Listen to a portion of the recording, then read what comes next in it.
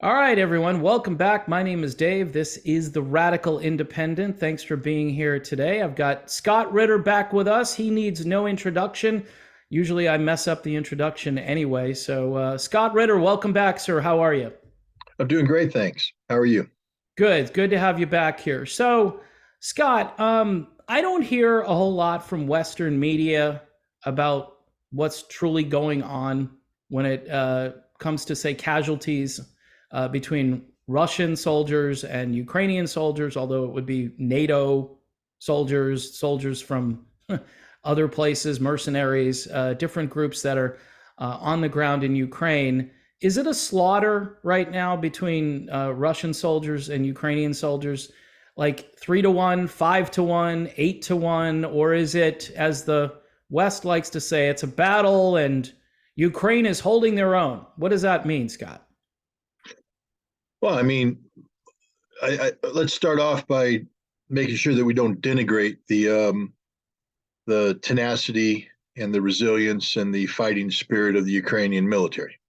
Um, they're there, they're fighting, and there's no denying that they're putting up a struggle, um, but they're being slaughtered.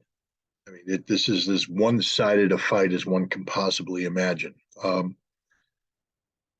If you take a look at the numbers, and I think they were, inaccurate numbers that were put out by, in the so-called the leaked documents. The kill ratio is 7 to 1 in Oh, favor of Russia.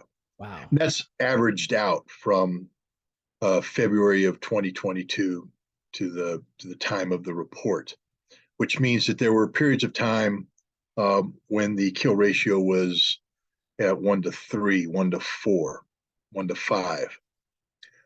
So to get to 1 to 7, anybody who does statistics has to understand that there's a period of time where the kill ratio is 1 to 12, 1 to 15.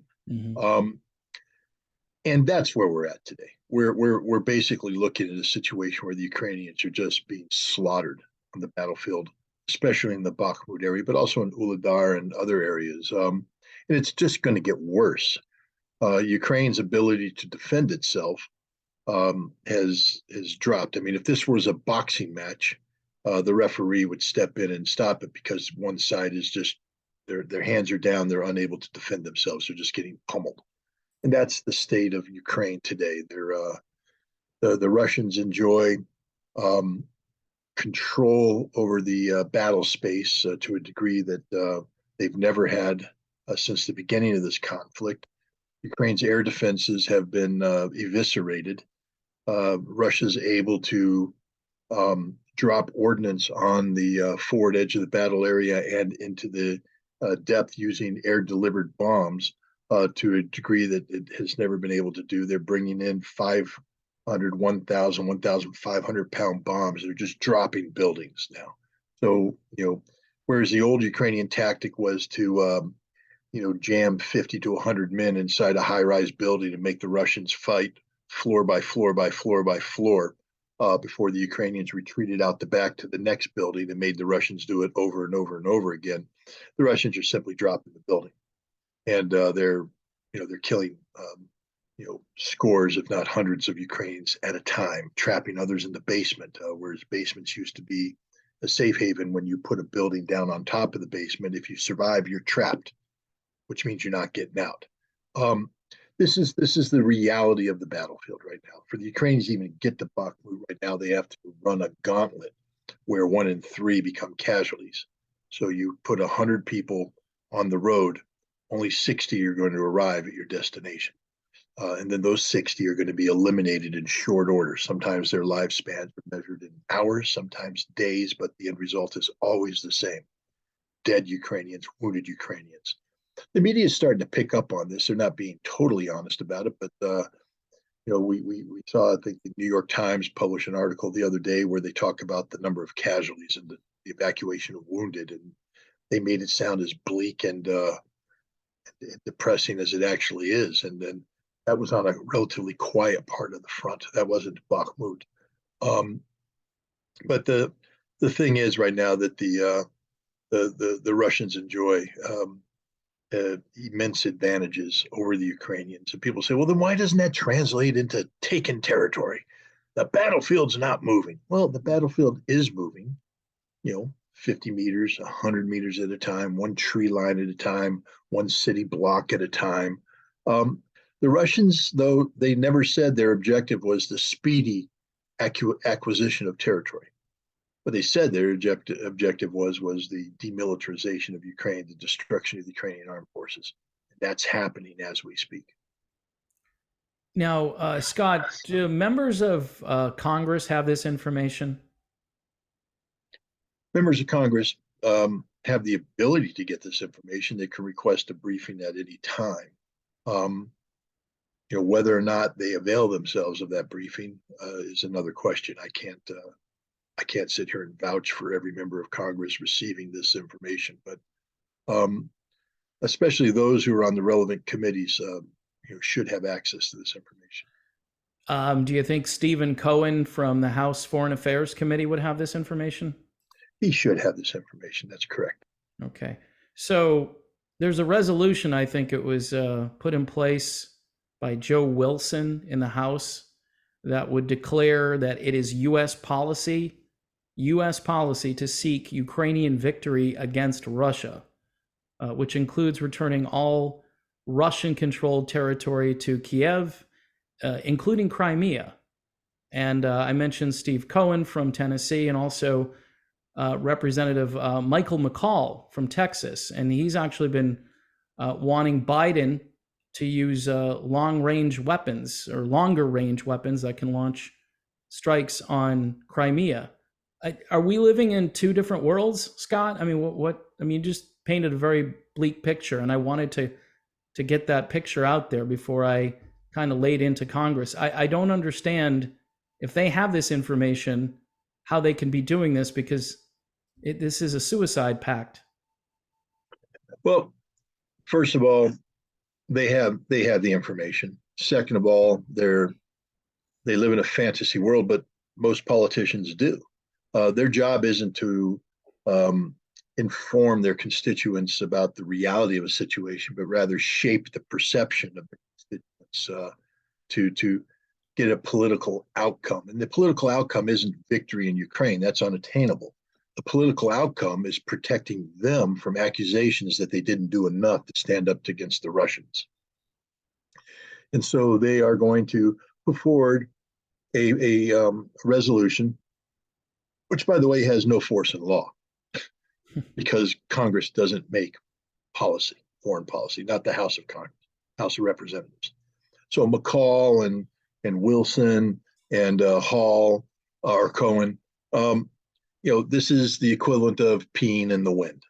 It may feel good for a moment, but all you're going to do is get covered in pee, and that's what's happening to them. They're playing stupid games. This policy is made by the executive branch. On occasion, the executive branch must confer with the Senate.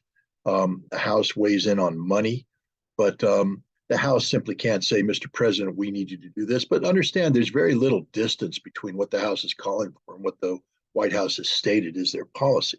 We've stated that our goal is the strategic defeat of Russia. So all these three members of Congress is doing is articulating what the president has already said is the policy of the United States. It just looks a little bit more stark when it's set down in a bill and as a resolution. We've said that we will not recognize the territories of Ukraine that have been taken over by Russia, that these should be returned to Ukraine. So there's no difference there. The problem comes in the nuts and the bolts, where these congressmen try to play general. And I always enjoy when congressmen try to play general because they always end up looking like idiots. But again, political cover. They know Ukraine is losing this war. They know Ukraine has lost this war. They know that there's nothing that can happen to change that outcome. So what they do is they create a document that basically echoes policy that's been put out by the Biden administration, but then they throw a couple curveballs in there. Long-range missiles. Now, Ukraine's not going to get them. But this allows McCall to say, if only we had provided long-range missiles, we could have achieved this policy. It's political for these warmongers these hawks, these chicken hawks, who have been out there beating the drums of war. At a time when the people paying the price for their policy formulations are the Ukrainians dying by the droves. And none of these people care about Ukraine. Not a single one of them cares about Ukraine. They care about getting reelected. And they have sold a bill of goods to their respective constituents.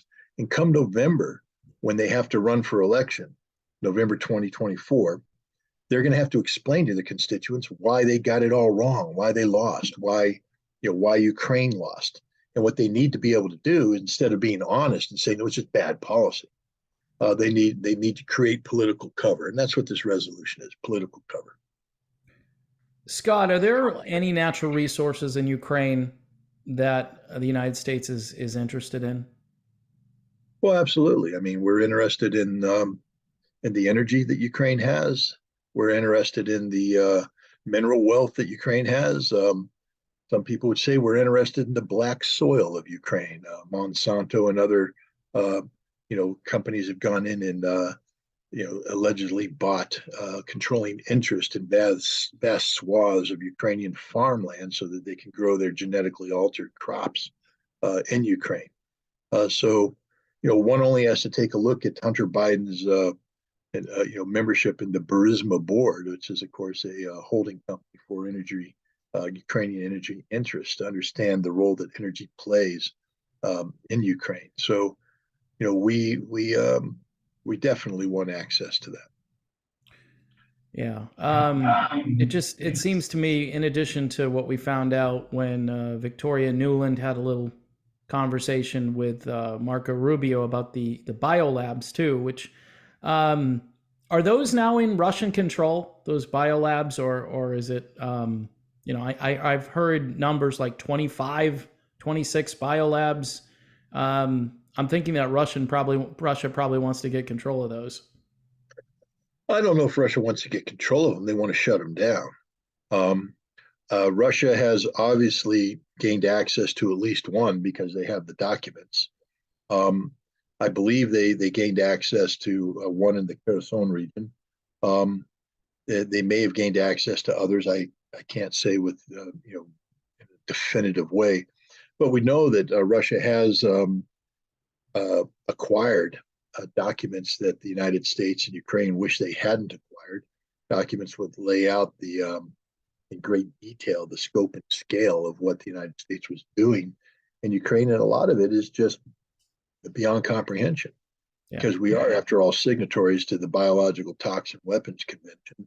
We are prohibited from doing certain things under international law, and yet when you take a look at what we were doing in Ukraine, a layman would say that's biological weapons work there. An expert would say that's definitely biological weapons stuff there. But again, this also gives us a insight into the duplicity of the U.S. government, straight up duplicity. We signed a treaty.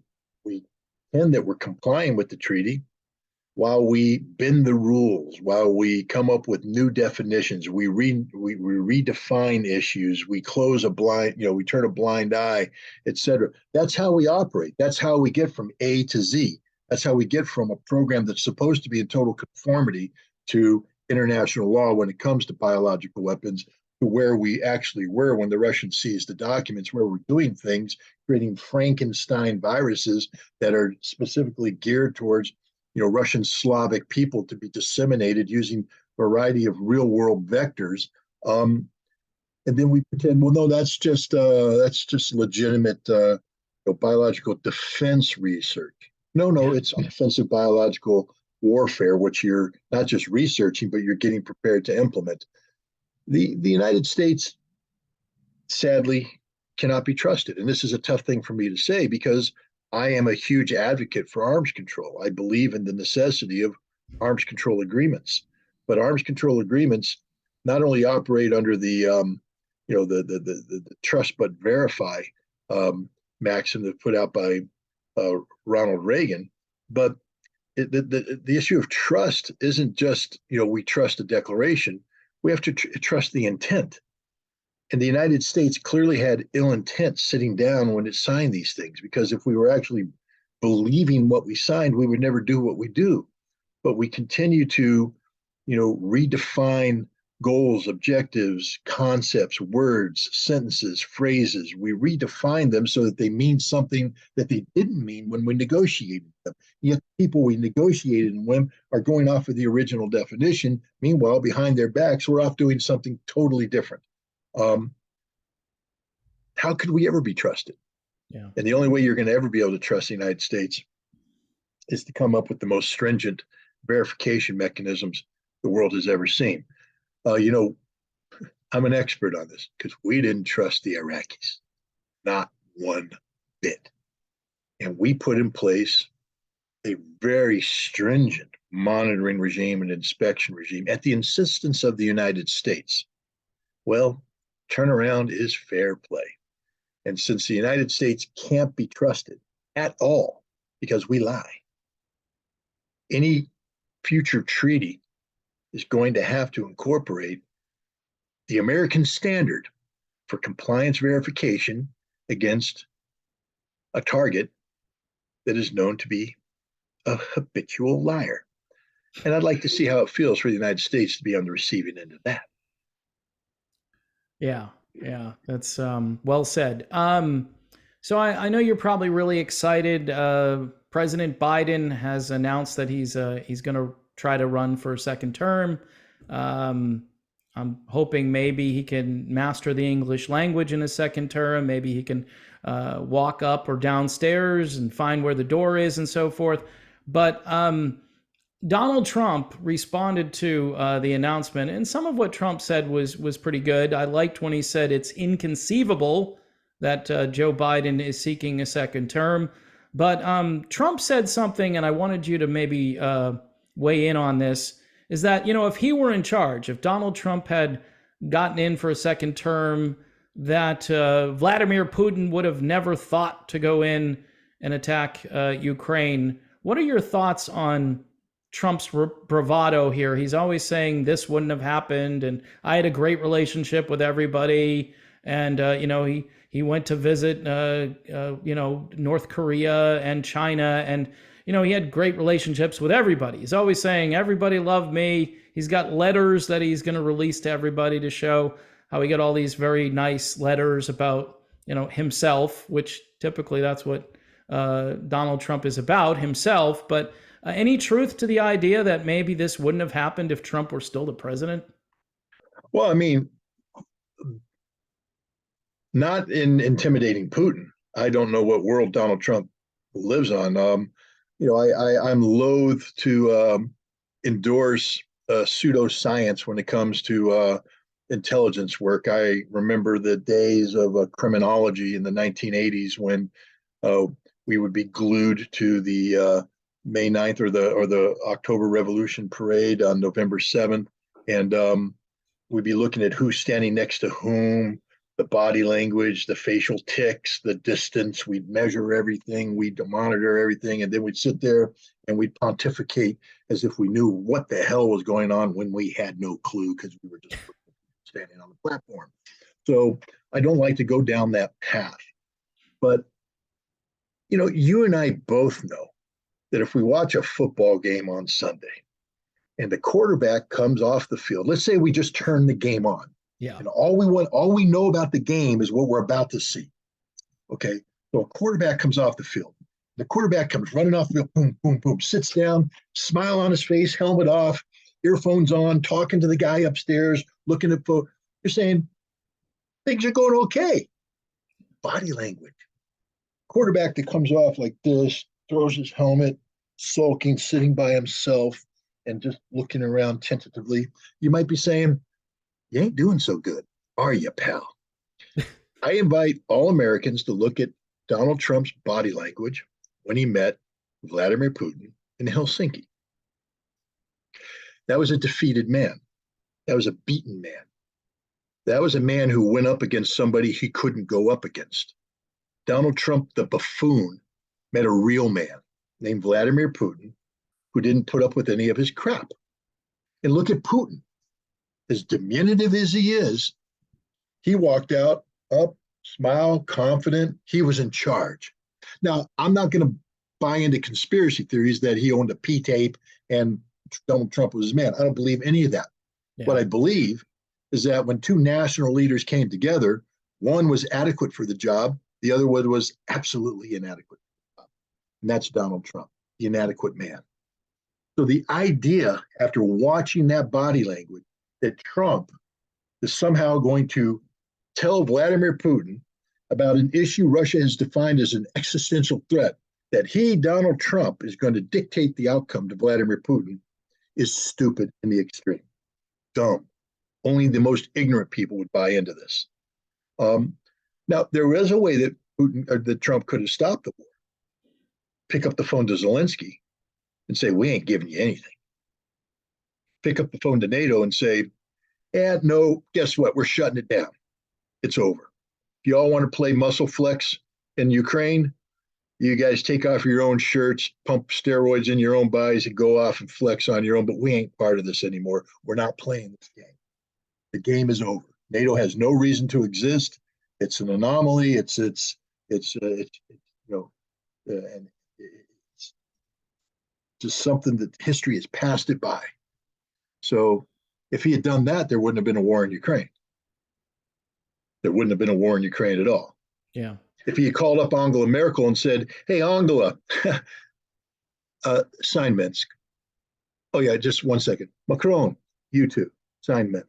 Do it, or this farce, this thing is over.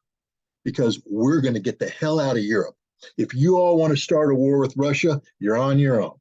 We ain't playing that game anymore. Zelensky, so long, farewell, auf Wiedersehen, goodbye. It's over. We're not going to let you drag us into a war. Had Trump done that, there wouldn't have been a war in Ukraine. Ukraine would still be physically intact. But we didn't do that. Trump wasn't there. We had Joe Biden. And I don't even know if Trump could have done that, because Trump is a man who just talks the talk, but he can't walk the walk. The only time he ever really did something bold was with North Korea. But even to start that, he had to threaten, fire and fury. Gonna nuke them. Gonna nuke them. The world's gonna end. We're gonna nuke them. And the North Koreans are like, yeah, we'll nuke you too. Screw you. And then North Korea also said, we're the hell with the United States. We're going to go deal direct to the people we need to deal with, the South Korean. Remember the Winter Olympic diplomacy? Yeah. Sister of Kim Jong-un shows up in Seoul, and suddenly peace is breaking out all over. And Donald Trump wisely said, I can jump in on that game. See, sometimes he has good business instincts. So he saw a winning proposition that somebody else initiated. He wanted to jump in and take credit for it. So he jumps in, expands it to peace and denuclearization. It was one of the boldest moves any president has made in recent history. It deserves nothing but credit, nothing but applause. But it failed. Why? Because Donald Trump isn't the man he claims to be. Donald Trump is a coward, a straight up moral and physical coward. See, it's one thing to get on reality TV in a scripted event and go, you're fired. Okay. And everybody's, oh my God, he's so powerful. He's a CEO. He just fired me. All right. Hey, Mike Pompeo, you just stabbed me in the back in Hanoi, ruining an agreement that I really wanted. I would, if I were president, I would have gone out and had a speech and said, hey, Kim, 1 second, don't leave just a second. I just got to make a speech. Hey, American people, Mike Pompeo, you're fired. Get out of here. Go. You don't get to take the official jet back. You go on economy, because that's all you are worth anymore, an economy ticket. Get the hell out of here. Hey, Bolton, while you're at it, join them. I fired you both because you betrayed me. I'm the commander in chief. I'm the chief executive. You work for me. You do what I tell you to do, and you didn't do it. You stabbed me in the back. But he didn't. Like the little wimp that he is, he allowed them to destroy one of the greatest. Imagine where we'd be today if Donald Trump had actually succeeded in doing what he wanted to do with North Korea. North Korea just tested a solid fueled road mobile intercontinental ballistic missile that can hit anywhere in the United States, and there's not a damn thing we can do to stop it. We don't have missile defense. So North Korea is now our equal when it comes to dealing out death and destruction. This could have been avoided. Japan and South Korea every morning wake up under the nuclear umbrella of North Korea, who at a moment's notice can terminate all life there.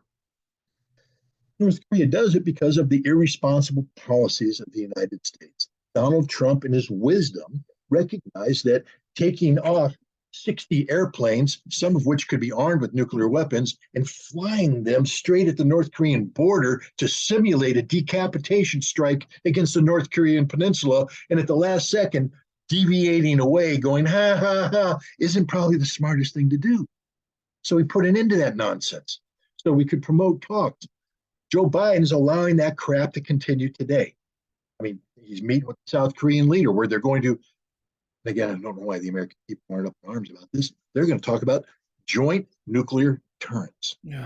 We're inviting the South Koreans to the table to discuss American nuclear weapons doctrine. No, you don't. With all due respect to the South Koreans, you ain't worthy to sit at this table. Yeah. All right? But my approach would be, rather than talk about nuking North Korea, why don't you work with me to get rid of North Korean weapons by achieving peace, having peace break out all over? But the South Koreans are playing stupid games. That's what we do. But Donald Trump was totally inadequate for the task. He's not the right guy. He couldn't solve the Putin problem ever. Remember, why can't he says the right thing sometimes? Why can't we be friends with Russia? What's wrong with being friends with Russia? Well, Donald, to be friends with Russia, you actually have to be a friend of Russia. Yeah. But you didn't have the guts, the cojones to go before Congress and say, I think it's okay. You know, why can I go before Congress and say, I want to be friends with the Israelis? Yeah. Why can I do that? They're abhorrent, their government right now. What they're doing to the Palestinians is abhorrent, absolutely abhorrent. But we can sit there and tell Congress, I want to be friends with Israel. And Congress goes, yay, Mr. President, be friends with Israel. But we can't go and say, I want to be friends with Russia because I want to live tomorrow. I want to live next week. I want to live. Doesn't mean surrendering. Friends doesn't mean surrender. Friends just means that we're not going to play this stupid game that we're playing right now, that we're going to have to actually have meaningful arms control, that we're going to not sanction them to death, that we're going to treat them with respect. We're not going to play stupid games with their foreign minister, denying them a visa up until the last second, and then stripping away the media to come with them. And that's what it means. But no, Donald Trump had to be a man. I've sanctioned Russia more than any president. Well, what kind of friend are you, Mr. Trump? The worst kind of friend. You're the fake friend. You're the guy who says he wants something, doesn't have guts to see it through. You know, because he can't stand up to Congress. Didn't stand up to Congress. He allowed Congress to run roughshod over him on a known lie. Mr. President, if you're innocent, then act innocent. If you didn't collude with the Russians, we now know you didn't collude with the Russians. The Christopher Steele dossier was 100% hokum, cooked up by the FBI and the CIA. We know this. Mike Morell's fake letter about the Hunter Biden laptop. We can go on and on and on. Mr. Brennan, the CIA director's fake human source, which was a Russian double agent, spoon feeding him crap so he could speak to Obama. We all know that it didn't happen. John Henry, or whatever his name is, at CrowdStrike, you know, oh my God, they hacked in the DNC, they did this. Then later on, so did whoever hacked in take any documents? We don't have any evidence of that. We think they did, but there's no evidence. Wait a minute, that's not what you told everybody else. You said it was a hack, everything went out. Lucifer 2.0 with his material, all made up. Yeah. Oh crap, 100%. And so Donald Trump, if you didn't do it, then you tell everybody else to pound sand, call in the director of the FBI and have the balls to fire him. Right. Call him in and just say, hey, you doing that Russia shit? You're fired. Get out of here. You're done. Because I didn't do it, and you know I didn't do it. You're not doing a real investigation. You are playing political games using the FBI to undermine a sitting president of the United States. You're fired. Hey, Congress, you got it? Impeach me. Do it. They tried on stupidity, but imagine if the president actually went before the Senate and called him out. Yeah. They said, you want a trial? I'll give you a goddamn trial. I didn't do it. That guy right there, that FBI director, he's a criminal. Oh, hey, Senator so-and-so, you're a criminal too. You're a criminal. All you assholes who sided with him are criminals. You want to do this? Let's do it. That's what the man does. Donald Trump isn't a man. He's a Yeah. mouse. Yeah. He was innocent of the collusion charges, but he hid behind the White House and allowed Congress to dominate his agenda. Dominate his agenda. You make a damn phone call to Zelensky. Don't beat around the bush, Mr. President. Tell the frickin' president of Ukraine exactly what you want him to do, because that's what you do as the leader of the free world. Yeah. You call up other people and say, don't. And they say, how high?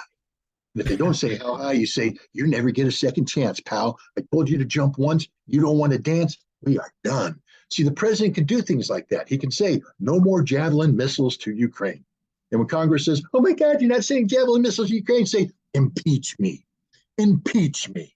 Because I'm not violating the Constitution. This is stupidity. Why would I send javelins to a failed president who wants to get us involved in a war with Russia that nobody here wants to fight?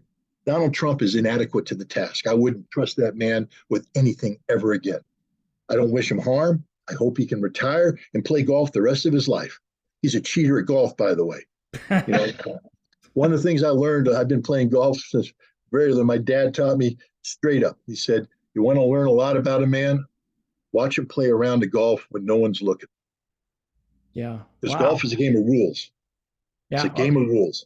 And the So, person that sits there, you know, you can tell right off when they mark their ball for putting. The person that sits there, marks it, and then moves their ball a few inches forward. You're like, yeah. why? Why would you do that? It doesn't matter, but you did it anyways. Or the person that in the sand trap Yeah. and they ground their club, but they don't call the stroke.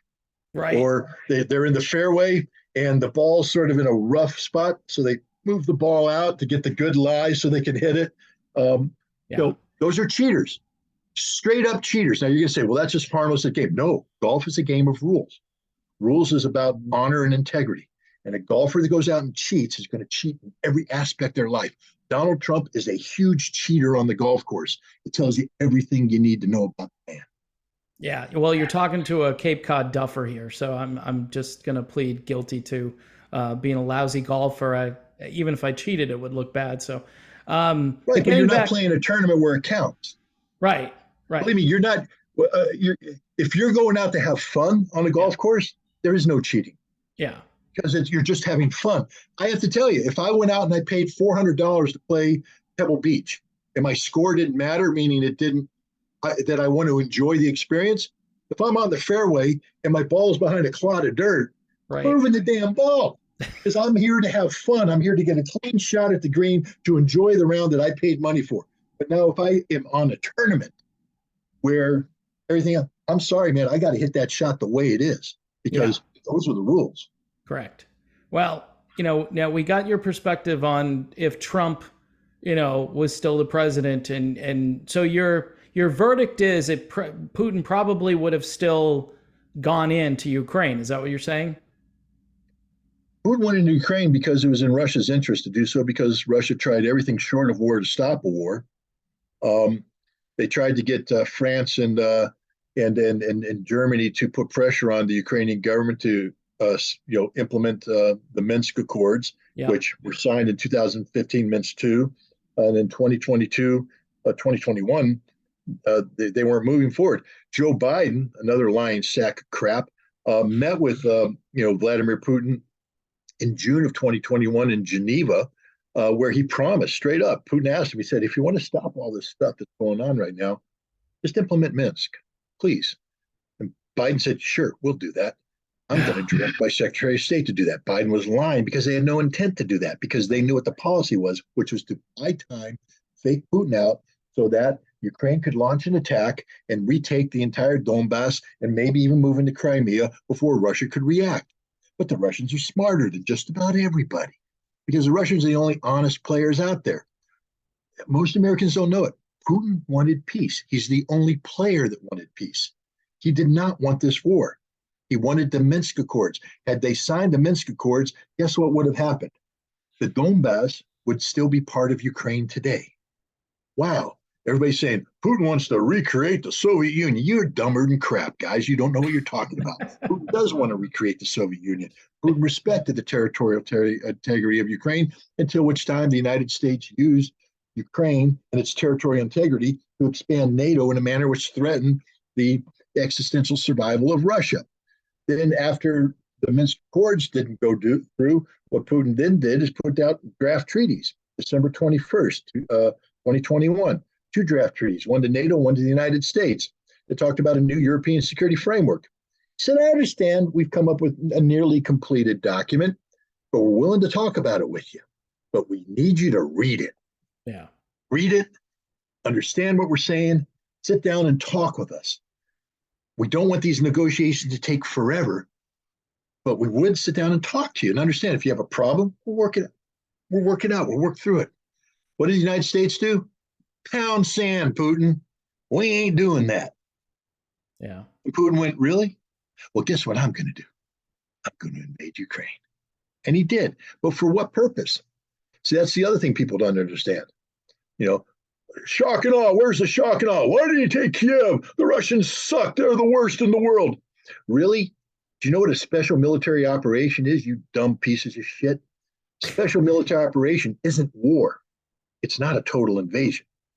It's instituted for a special purpose. And the purpose was not to kill the Ukrainian civilians or the Ukrainian military.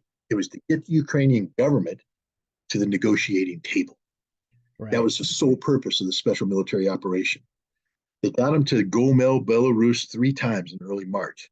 We're talking a week, 2 weeks after the special military operation started. It tells you where the Russian priority is. Negotiated outcome. And they had a peace treaty ready to be signed on 1 April. 1 April in Istanbul. All Zelensky had to do is send his representative to Istanbul, sign the damn document. What would have happened is that the Donbass, Donetsk and Lugansk would have been independent at that point. I'm sorry, Ukraine, you could have kept them had you signed the Minsk Accords, but you didn't. Yeah. So you lost them, but they're not Russian. They're independent. All right, which means they can have referendum and go any way they want. They could still go back to Ukraine. They could go to Russia, or they could stay independent. That will be sorted out. Everything else, Zaporizhia, Kherson, all the territory that Russia had taken goes back to Ukraine. So much for trying to, recreate the Soviet Union. What happened? NATO stepped in and shut it down. NATO shut it down, not Putin. So Vladimir Putin wanted peace. That's what he wanted. And nobody was offering it. Nobody was offering it. Donald Trump couldn't stop a damn thing. Neither can Joe Biden. Nobody negotiates in good faith. We're the worst country in the world when it comes to that. We have no integrity. We have no honor. We have nothing. The most honorable man in the world today when it comes to this issue of Ukraine is Vladimir Putin, but that's heresy. You can't say that. But I can say it because I know the facts. There's no one else out there that stands, that has anywhere near this level of integrity. Well, no. I mean, you say this stuff, and I watch a lot of media, and even if you have any kind of a favorable opinion of Putin, or you just think he's a good negotiator, or you think he loves his country or whatever, you're a puppet, and it's ridiculous because you can't make observations of reality anymore, Scott, without being, criticized and okay, well, this is the way I see it. I'm Scott Ritter. I've had experience in this. I think I'm good at sort of deciphering what this is all about. But yet, a guy like you, I mean, look what happened to Tucker Carlson, right? Gone. He was the only guy kind of telling some of the truth, not all of it, but he definitely wasn't aligned with his boss, Rupert Murdoch, or anybody else in the mainstream. You got RFK. You and I talked about RFK. It was like 2 days before I think he announced the last time you were on. And I said to you, maybe RFK should jump in, and he did. And then he got censored, blasted. He's a crazy conspiracy nut about vaccines. And so we can't even listen to him, even though I thought he gave a pretty good speech, right? Talked about corporate power, merging with government power. And I thought, oh man, this guy is he's kind of singing from the right hymnal as far as, my opinion on this is.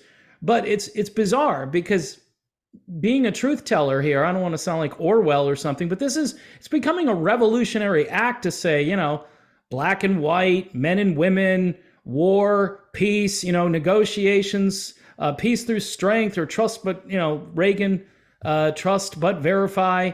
How would you, let me ask you this, Scott, you can weigh in on all those things I just opined about there, but I'm Scott Ritter and I get appointed to a position where I can go and negotiate, right, with whoever, Zelensky.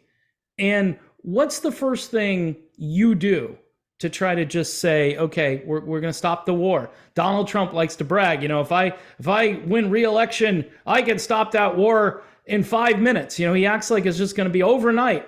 It's like free the hostages kind of a thing. Um, Reagan gets elected. How would you do it, Scott? What would you do to de-escalate and shut this thing down? Well, I mean, first of all, I'd have to find out, negotiate to what end? What is the objective? I'd have to find out from my boss straight up what outcome you want, because that's what I negotiate to achieve. And I need to know, the totality of the outcome, not just the superficiality of the outcome, but understand that there are consequences to an outcome.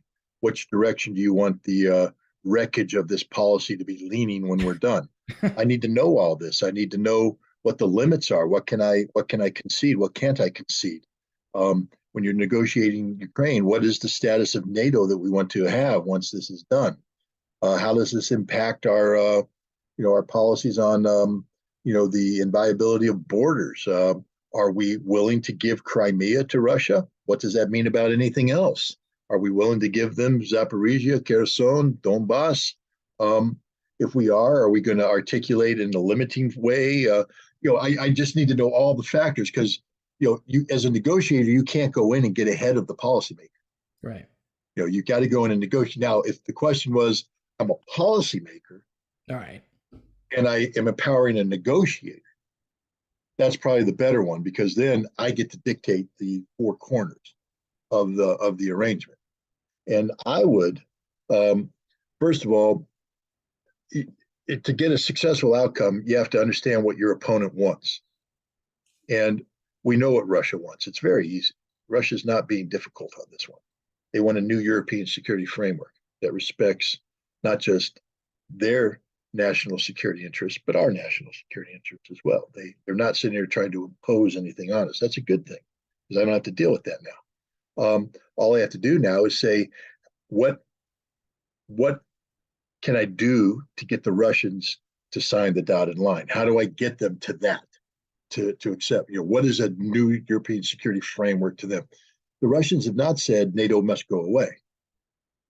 So NATO, however, needs to retreat to its pre-1997 boundaries, bring their infrastructure back, not political boundaries, but technical boundaries, which means missile defense now is an issue. What am I doing about missile defense?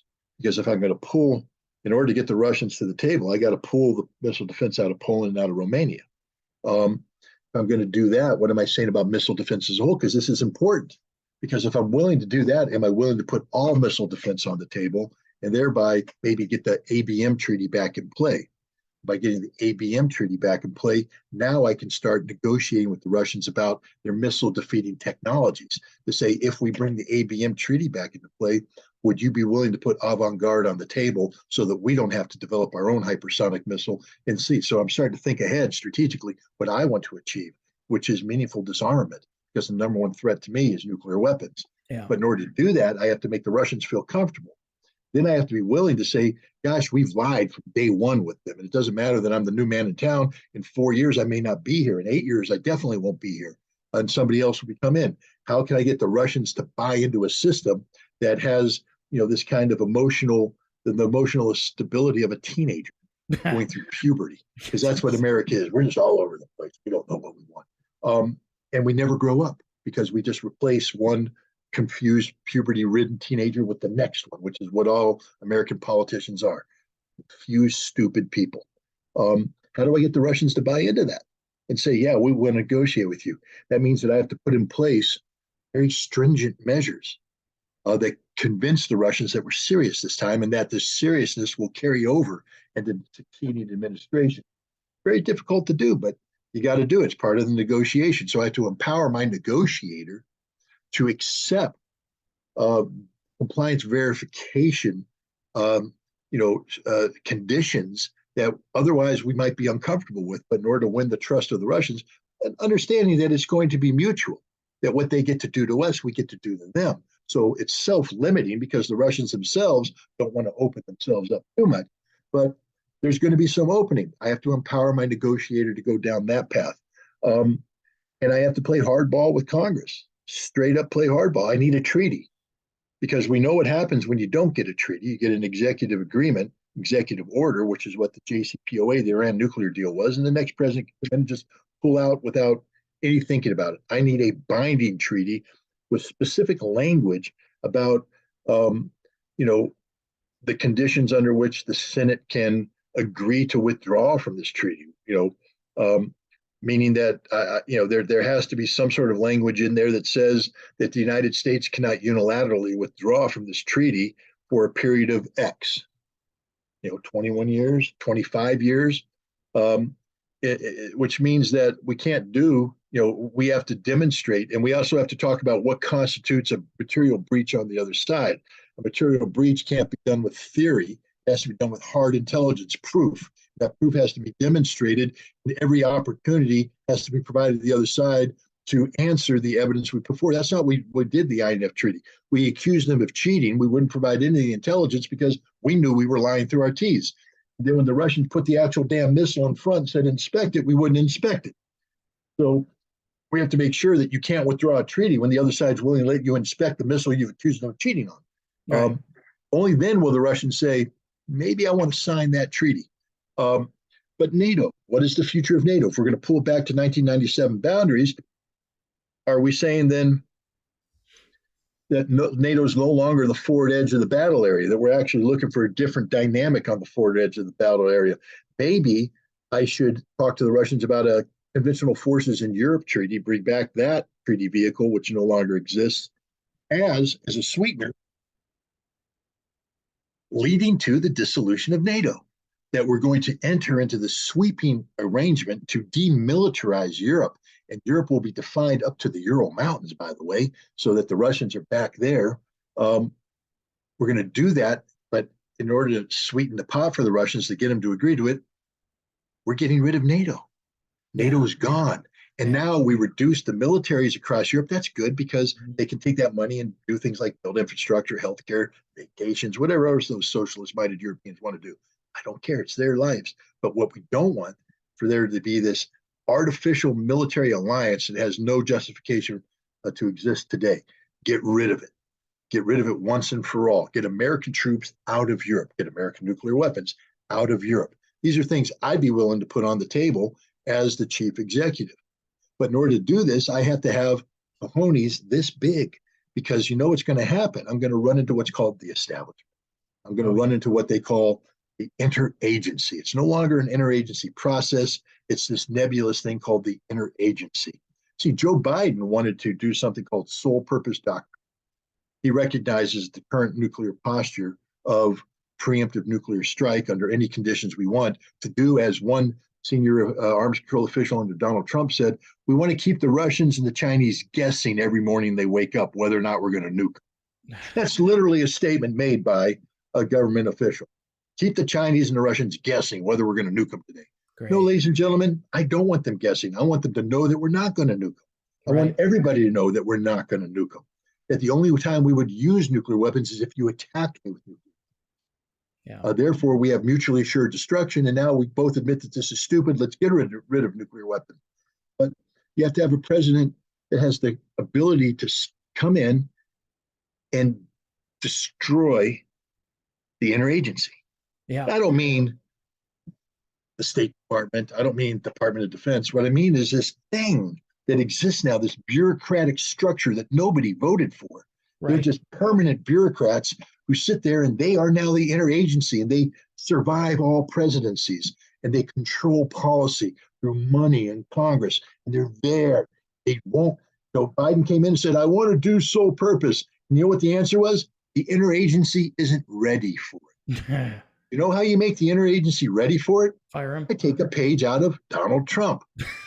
I do a replay of whatever that stupid TV show was. The Apprentice. The Apprentice. And I call in all my apprentices and I say, here's the deal, guys. Here's my task. I'm Donald Trump, and here's your task. You're going to, in a paper, in a week, you're going to write me a paper that says how we're going to implement sole purpose doctrine. And in a week, you come and say, we're not ready. Oh, wrong answer. You're fired, you're fired, you're fired, you're fired, you're fired, you're fired, you're fired. You push the button, they all disappear. You bring in the next group, the number twos. You say, you got a week to give me a paper on how we're going to do this. When they come in and say, the interagency is not ready, you're fired, you're fired, fired, fired, fired, fired, fired, fired, until you finally get the people that get the hint that I'm the damn boss. You work for me, and you better obey my orders. My orders are not unconstitutional. Therefore, you must obey them.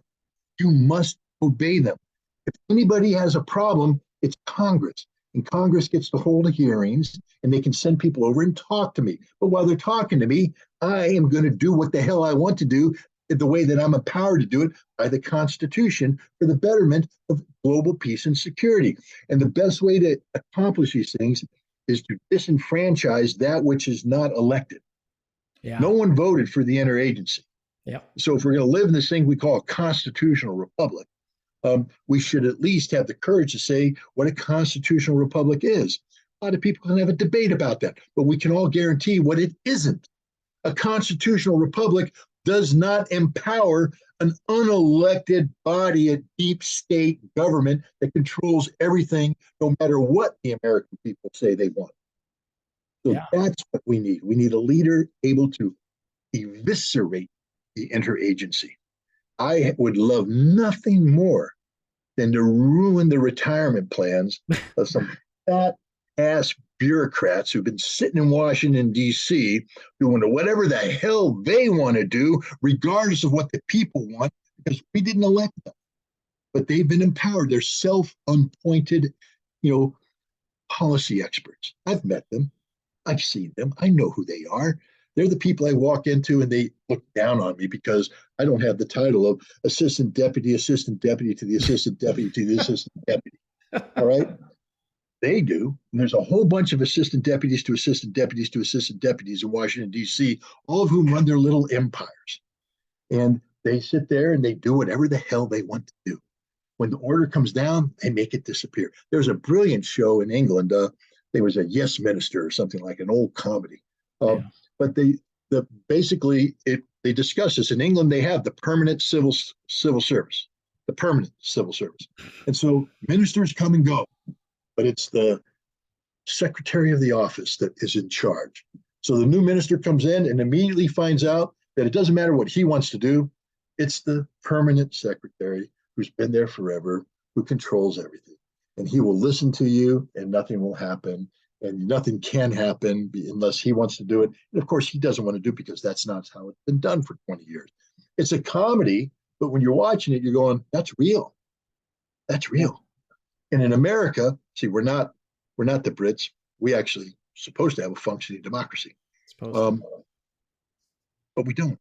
No. Democracy can't function when you have an interagency running everything, telling the elected president of the United States that they're not ready to do what he's asked them to do. No, what he's told them to do. Yeah. See, that's where I had some problems with Trump, because Trump kept saying, I'm gonna clean the swamp, gonna drain the swamp, and then, I've got. Oh, by the way, I've hired Michael Bolton, Mike Pence, Mike Pompeo, and Nikki Haley. So to me, that doesn't look like you're draining the swamp. You had a lot of blowback last time you were on because you said some harsh stuff about Trump and, Ritter, he's right about this, but wrong about Trump. I don't know. I think you're right. I think we need a politician who goes in there and says, yeah, I'm going to stand up for the Constitution and I'll take the hit. You can't drain the swamp. You can't drain the swamp if you hire the swamp monster. That's it. And it's tragic how all the Trump fans are all like, yeah, but he'll do better. You know what? Look, the economy, like I say, I liked paying $1.98 a gallon for gas where I live a few years ago. I like that. I liked lower inflation. I liked lower interest rates. There are some things that I really liked, but I also like the fact, or I would like the fact that maybe our world could be safe, from nuclear destruction. I mean, you and I think the first time I ever had you on, we were both kind of like, hey, this could just, we might not be here tomorrow. And a lot of people don't take that seriously. There's a handful of people. Tulsi Gabbard takes it seriously. RFK Jr. seems to care. There are a few, rogue voices, lone wolves out there, Scott, but there's too few. And it's like they get drowned out by, now we're in the election cycle, so we're not going to hear any useful conversation other than Trump versus Biden. Will DeSantis jump in? Will this one come in? And it's like, it's useless. It's all just noise. And what needs to get done, nobody seems to address. Nobody puts that on the table, and now you lost Tucker, and, there are just independent voices now, and nobody apparently watches those people, or they're just drowned out by corporate media. No, it's true. Look, if Donald Trump wants my vote, he's going to have to take a test on the Constitution in front of the American public. Yeah. I want him to explain the Fourth Amendment to me. I want him to explain the Second Amendment to me. Right. I want him really to explain the First Amendment. I want him to explain the Fifth Amendment. I want him to explain the Sixth Amendment, the 10th Amendment, the 14th Amendment. I mean, maybe the 25th Amendment, Scott. 25th Amendment. I mean, yeah. Yeah. Really explain that one, Mr. Sorry. President. But the point is, he doesn't even know what they are. I tend to agree. I know it because I've listened to the man. He doesn't know what they are because he doesn't care. Yeah. And this is what all the Trump supporters out there, this is what really pisses me off about them. Because, yeah, there's a lot to point at. I think Donald Trump got a rough deal, a raw deal as president. Yeah. I think that he wasn't given the support he needed in order to succeed. I think he was set up to fail. I agree with all that. But I also don't, but what I don't agree with is that he could have succeeded in any case. Or at least could have succeeded as a president who operates within the boundaries of the Constitution. You can't operate, and people get mad. January 6th was this, that, and the other thing. All I know about January 6th, ladies and gentlemen, is that Congress, under the 12th Amendment, was coming together to do what it was mandated to do under the 12th Amendment. And Donald Trump was trying to disrupt that. Yeah, and you know what? And for a lot of people, that's when you said that the first time, like, hey, that was kind of harsh. I mean, he was just having a rally and so forth. But if he had just had the rally and said, okay, go home, and he wasn't right at the Capitol, there's so many things where you say, Donald, you could have been way smarter. You could have had your protest. You could have done all these things. And the other thing that I like to kind of key on is, what these people are like. That if you think this is going to be some kind of a setup, these people are smarter than you. They're smarter than you. And look, I agree. You don't interrupt a constitutional proceeding, because that's what that was. And there's no way around 100%. No way around that. And by the way, I think, didn't he have like two other, leading up to that, he had already had like two other rallies or protests. To do it the day of that was asking for trouble, whether it was trouble from the inside, you call it like the permanent Washington class. They're going to disrupt him and try to keep him out of circulation, which they're still trying to do. And like you said, if I were him, I'd go chase some golf balls and lie about your golf score at this point. Yeah. Go win a club championship, Donald. And we don't need any old guys. We need some younger guys running for president, a few years younger. Look, if you've got the cognitive skills, and you're 80, I know people are well into their 80s. Cy Hirsch, right? It's just Cy Hirsch, 85 years old. He'll beat just about anybody on the tennis court at his age. I wouldn't go on the tennis court with him. Yeah. He'll beat you at golf. He's beaten me at golf. And his brain is just sharp. Yeah. So Cy Hirsch, yeah, I'd vote for him. But, can I guarantee that Cy is going to be that way in 4 years? No. Because you can't at that age. No one can guarantee anything at that age. Right. But right now, as an 85-year-old goes, I trust Cy Hirsch with anything because he's capable of it. But Joe Biden, I wouldn't trust with anything right now. I just watched him. The man is shuffling like a zombie. Yeah. With the South Korean leader. Um, he's Yes. incapable of coherent thought. Um, Uh, it's just I don't get it's why he's it's president, but it's so he is. embarrassing. It's so. What do you? Before I let you go, I wanted to get your thoughts on RFK Jr. What do you think? I'm excited. I All mean, right. is he the perfect candidate? There's no such thing as the perfect candidate. No. Um, he's announced. He gave a stirring presentation, but like everybody else, he has to prove himself. He's going to have to win the public over. I think between now and the time that the debates come for the Democratic nomination, Oh, he's going. Scott, you didn't hear? There are no debates. You didn't hear about this? They have banned in the Democratic primary. There ain't going to be any debates. When did this happen?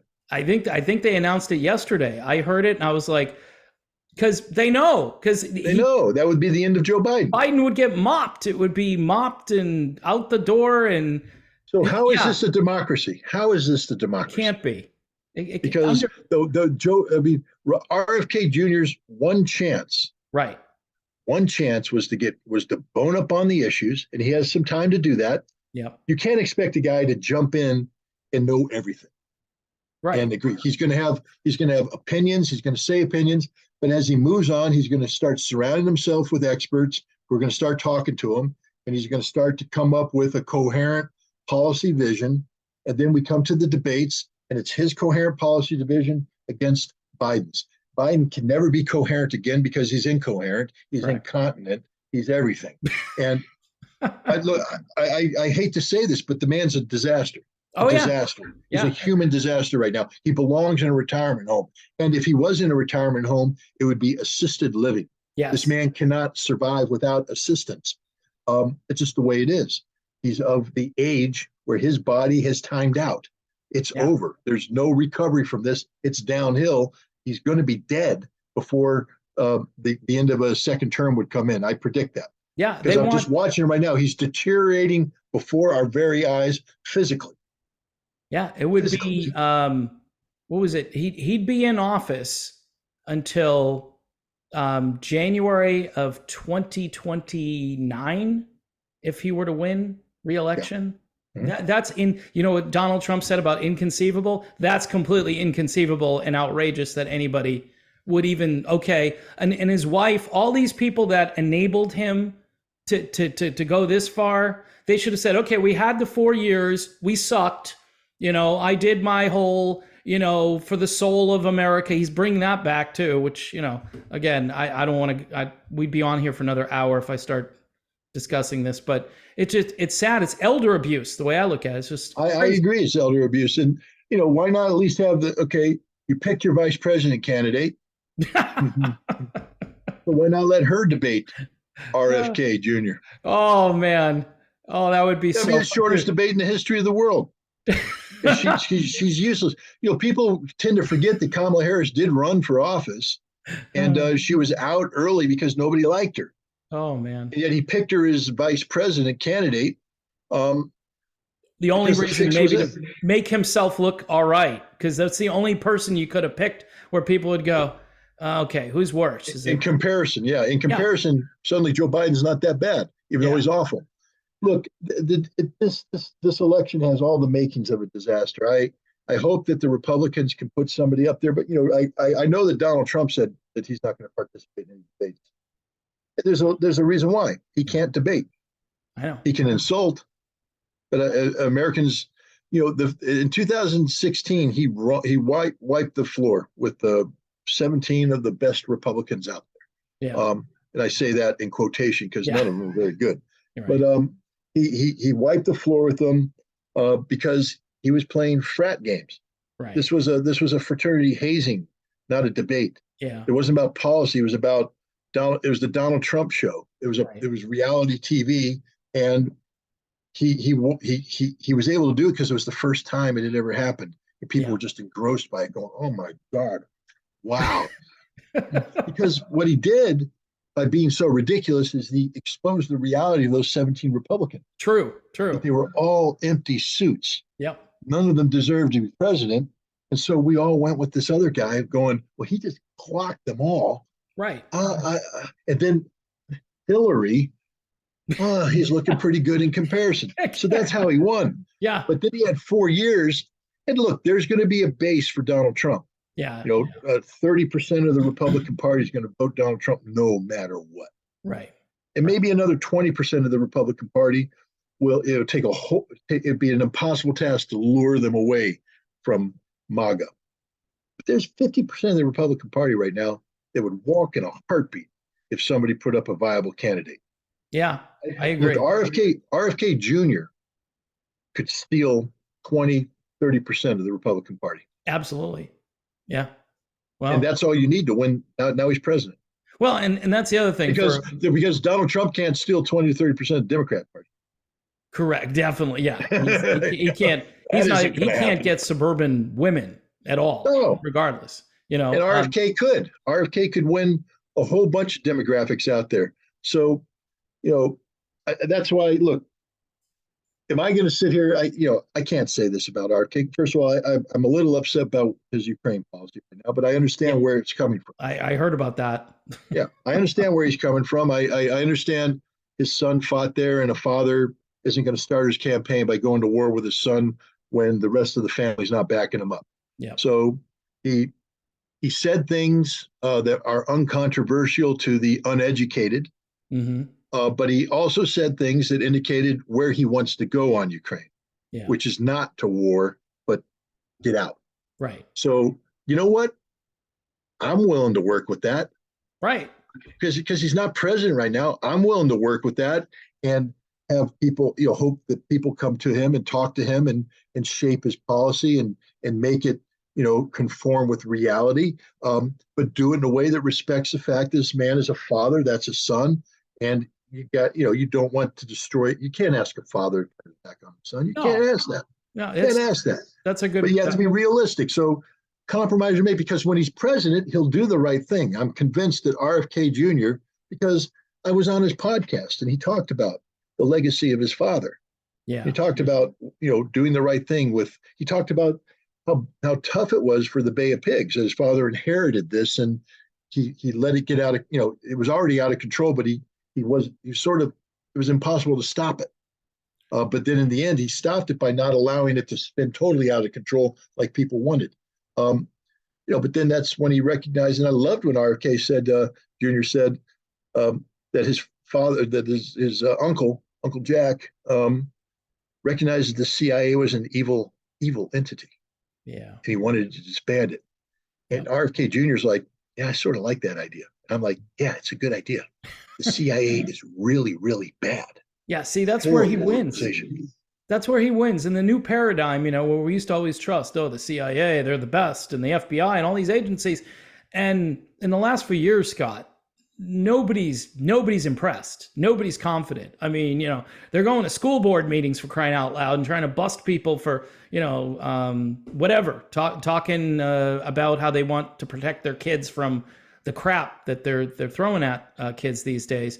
And people are just like, really? We don't have real criminals. We don't have like hardcore criminals that we could be going after right now. We don't have drugs to kind of confiscate somewhere. I mean, it's this country. And again, you and I probably talk for another hour, and I know you probably got to get going, but the priorities are just so ass backwards, and who's going to stop it? So you need somebody, RFK Jr., someone else, Tulsi Gabbard, Ron DeSantis hasn't declared he's running yet. I'm thinking he's getting hardcore pressure not to run now. And who knows if he will actually run for president.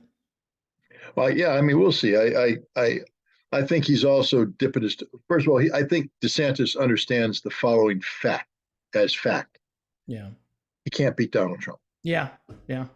So therefore, why commit political suicide? Right. Because if you run against Donald Trump, you're going to become known as Little Marco. Yeah, unfortunately. Yeah.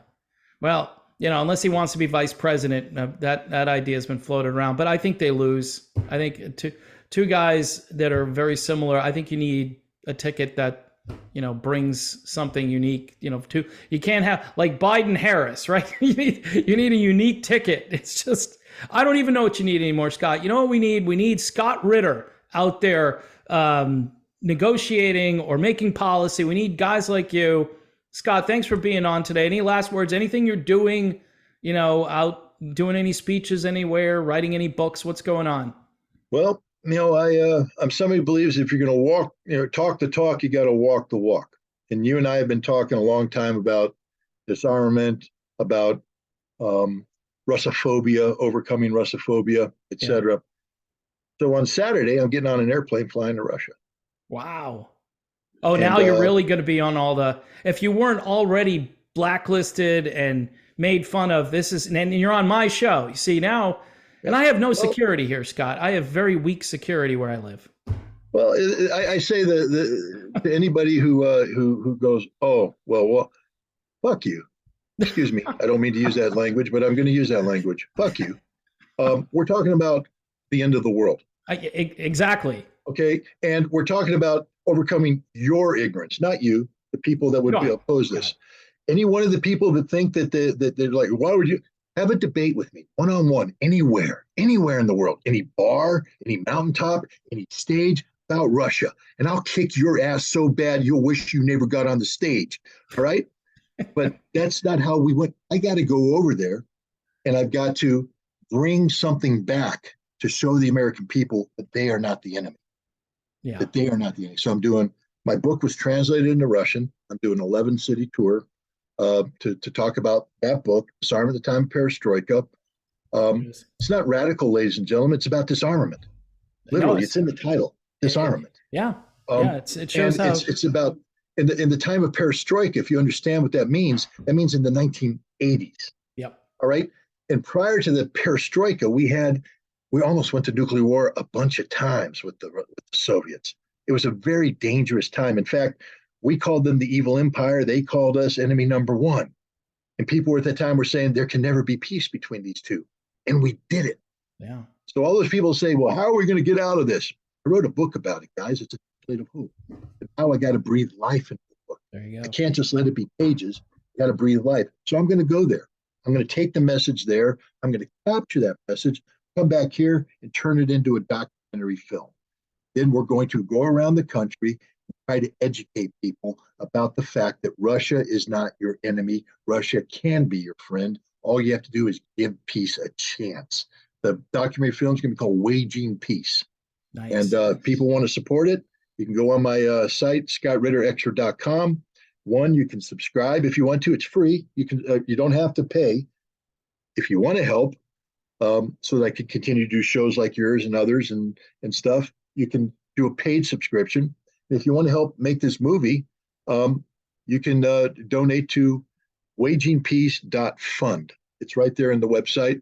We're going to be producing a trailer while I'm over there so that when I come back, we can begin even more concerted fundraising. Anybody who's made a documentary film knows that it ain't cheap. I made one back in 2001 called In Shifting Sands, a very good film about the weapons of mass destruction issue in Iraq. You can see it on scottritterextra.com for free. But it cost $400,000 to make that movie back then. Wow. And that's cheap. Yeah. That was a low budget movie. We got a lot of, it's a quality movie, but only because a lot of people volunteered their time. In the end, a lot of people worked without pay.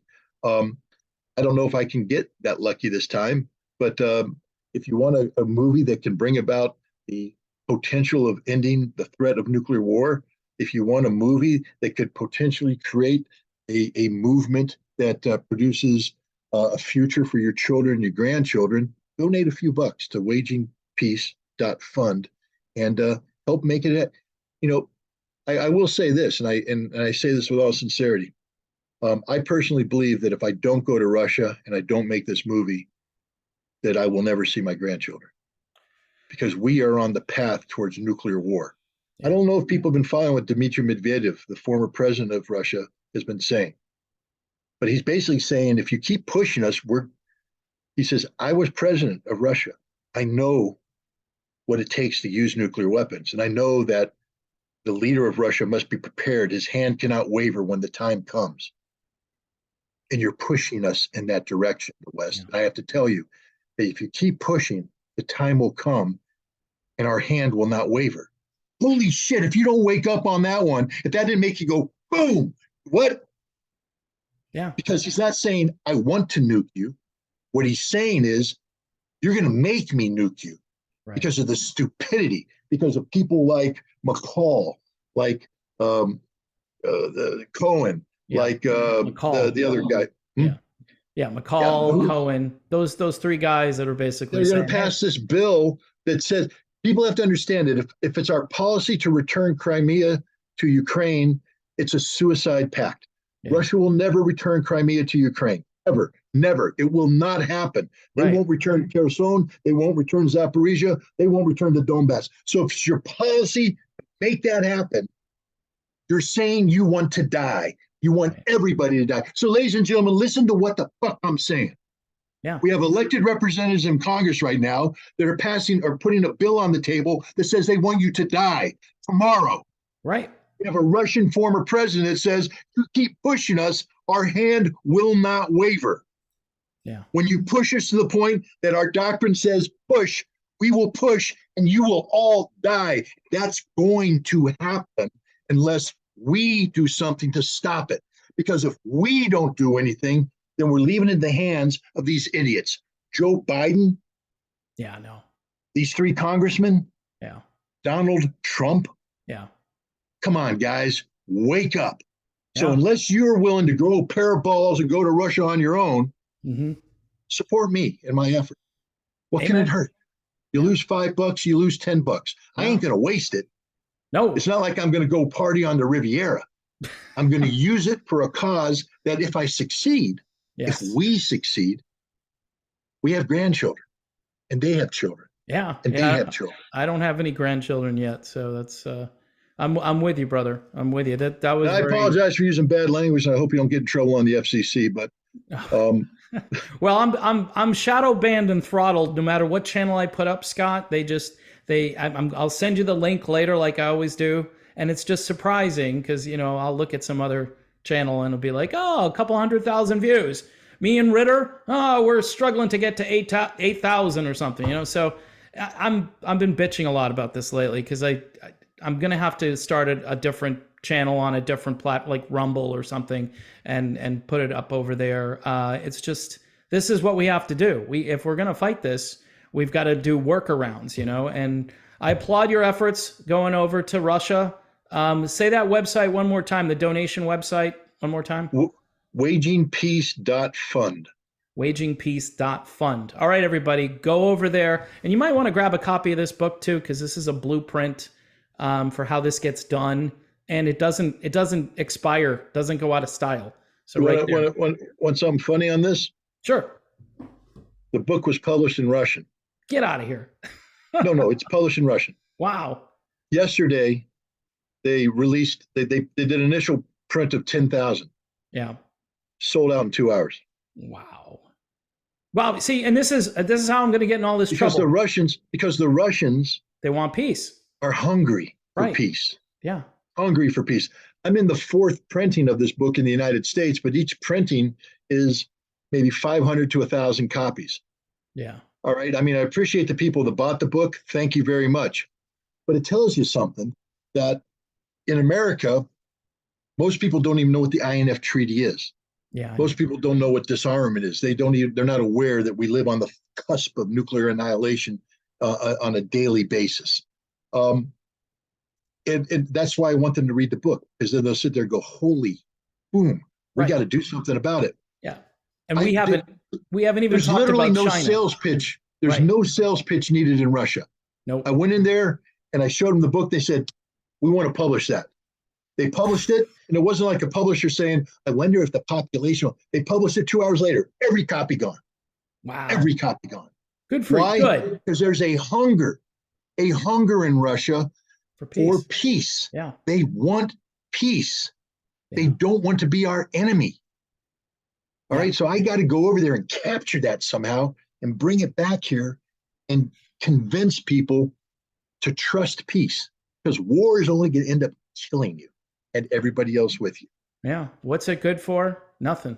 Nothing. I've heard a song, heard a couple of songs. Song. Yeah. Yeah, right. It is. All right, brother. Thank you so much for being on here. That was one of the best episodes yet. And folks, help Scott out, help the cause of peace out. Donate a few bucks. I'm sure Scott will be grateful for anything that anyone can afford. And Scott, hopefully we'll see you again sometime. All right. Ugly cat wants to say hi. Oh, that's one. It's one of those clean shaven cat. cats. That's probably one I'm not actually allergic to, so that's all Have right. you ever seen the Austin Power movie? Yes, yes. It's Dr. Evil's cat right here, man. Doctor, that Hello, is so boss. appropriate. All right, over and out. Over and out. Bye bye.